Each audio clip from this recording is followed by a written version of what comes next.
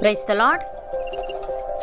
ఈరోజు దేవుని వాగ్దానము, క్రీస్తు కుమారుడయుండి ఆయన ఇంటి మీద నమ్మకముగా ఉన్నాడు. ధైర్యమును నిరీక్షణ వలని ఉత్సాహమును తుదమట్టుకు స్థిరముగా చేపట్టిన ఎడల మనమే ఆయన ఇల్లు. హెబ్రీలకు రాసిన పత్రిక 3వ అధ్యాయము 6వ వచనము. సహోదరి సహోదరులారా, పై వచనాల్లో దేవుని ఇల్లంతటిలో మోషే నమ్మకముగా ఉండినట్టు క్రీస్తు కూడా తను నియమించిన వానికి నమ్మకముగా ఉండెనని, ప్రతి ఇల్లును ఎవడైనా ఒకని చేత కట్టబడునని, సమస్తమును కట్టినవాడు దేవుడేనని, ఇంటికంటే దానిని కట్టినవాడెక్కువ ఘనత పొందినట్టు క్రీస్తు మోషే కంటే ఎక్కువ మహిమకు అర్హుడుగా ఎంచబడినని వ్రాయబడి ఉంది.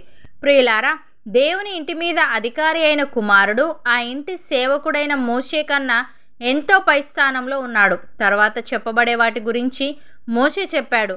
అంటే అతడు దేవుని నుంచి భవిష్యత్తులో వెల్లడి కాబోతున్న సత్యాన్ని గురించి సూచించాడు. మోషే సాక్ష్యం ఇచ్చినది క్రీస్తుని గురించే. మోషే కన్నా క్రీస్తు ఎంతో గొప్పవాడు. మోషే దేవుని ఇంటిలో భాగం గాని దాన్ని సృష్టించినది యేసుప్రభువే. మోషే ధర్మశాస్త్ర సంబంధమైన పాత నిబంధనకు ప్రతినిధి. క్రీస్తు కృప సంబంధమైన క్రొత్త నిబంధనకు స్థాపకుడు. పాతదానికన్నా కొత్తది చాలా ఉత్తమమైనది. ముందు చెప్పబో సంగతులకు సాక్ష్యార్థముగా మోషే పరిచారకుడై ఉండి దేవుని ఇల్లంతటిలో నమ్మకముగా ఉండెను. అయితే క్రీస్తు కుమారుడై ఉండి ఆయన ఇంటి మీద నమ్మకముగా ఉన్నాడు. ధైర్యమును నిరీక్షణ వలని ఉత్సాహమును తుదమట్టుకు చేపట్టిన ఎడల మనమే ఆయన ఇల్లు. ఇక్కడ తుదమట్టుకు స్థిరముగా చేపట్టాలి అంటే దేవుని ఇంటి వారైన విశ్వాసులు తమ విశ్వాసాన్ని కోల్పోయి సభ్యులు కాకుండా పోవచ్చని ఈ మాటల అర్థం కాదు. ఎందుకంటే విశ్వాసంలో కొనసాగడమే ఆ ఇంటిలో సభ్యులు అనడానికి నిజమైన రుజువు. ఎవరైనా వారి ధైర్యాన్ని నిరీక్షణను కోల్పోయి సువార్తను త్రోసిపుచ్చి పాప జీవితానికి తిరిగి వెళ్ళిపోతే అతడు ఒకప్పుడు దేవుడిచ్చే పాప విముక్తి రక్షణలో పాలు పంచుకున్న వాడని చెప్పడం బైబిల్ సత్యాలకు అనుగుణం కాదు. అనేక మంది దేవుని ఇంటివారు కాకపోయినా అలా చెప్పుకుంటూ ఉండడం చాలా విచారకరం. భక్తుడు ఈ విధంగా అంటున్నాడు: మన ప్రభువగు యేసుక్రీస్తు తండ్రి అయిన దేవుడు స్తుతింపబడునుగాక. మృతులలో నుండి యేసుక్రీస్తు తిరిగి లేచుట వలన జీవముతో కూడిన నిరీక్షణ మనకు కలుగునట్లు, అనగా అక్షయమైనదియు నిర్మలమైనదియు వాడబారనిదియునైన స్వాస్థ్యము మనకు కలుగునట్లు ఆయన తన విశేష కనికరము చొప్పున మనలను మరలా జన్మింపజేసెను. కడవరి కాలమందు బయలుపరచబడుటకు సిద్ధముగానున్న రక్షణ మీకు కలుగునట్లు విశ్వాసము ద్వారా దేవుని శక్తి చేత కాపాడబడు మీ కొరకు ఆ స్వాస్థ్యము పరలోకమందు భద్రపరచబడి ఉన్నది. ఇందువలన మీరు మిక్కిలి ఆనందించుచున్నారు గాని అవసరమును బట్టి నానా విధములైన శోధనల చేత ప్రస్తుతమున కొంచెము కాలము మీకు దుఃఖము కలుగుచున్నది. నశించిపోవు సువర్ణము అగ్ని పరీక్ష వలన శుద్ధపరచబడుచున్నది కదా. దానికంటే అమూల్యమైన మీ విశ్వాసము ఈ శోధనల చేత పరీక్షకు నిలిచినదై యేసుక్రీస్తు ప్రత్యక్షమైనప్పుడు మీకు మెప్పును మహిమయు ఘనతయు కలుగుటకు కారణమగును అని.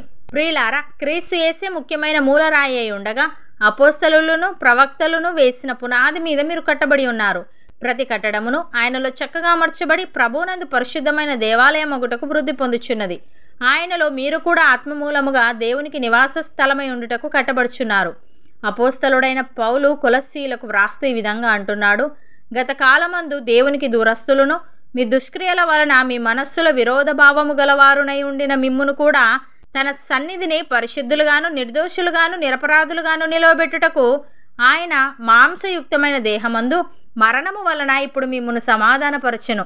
పునాది మీద కట్టబడిన వారే స్థిరముగా ఉండి మీరు విన్నట్టియు ఆకాశము క్రింద ఉన్న సమస్త సృష్టికి ప్రకటింపబడినట్టియు ఈ సువార్త వలన కలుగు నిరీక్షణ నుండి తొలగిపోక విశ్వాసమందు నిలిచి ఉండిన ఎడల ఇది మీకు కలుగును. పౌలను నేను ఆ సువార్తకు పరిచారకుడనైతిని అని. సహోదరి సహోదరులారా, విశ్వాస మూలమున మనము నీతిమంతులముగా తీర్చబడి మన ప్రభువైన యేసుక్రీస్తు ద్వారా దేవునితో సమాధానము కలిగి ఉందము. మరియు ఆయన ద్వారా మనము విశ్వాసము వలన ఈ కృపయందు ప్రవేశము గలవారమై అందులో నిలిచి ఉండి దేవుని మహిమను గూర్చిన నిరీక్షణను బట్టి అతిశయపడుచున్నాము.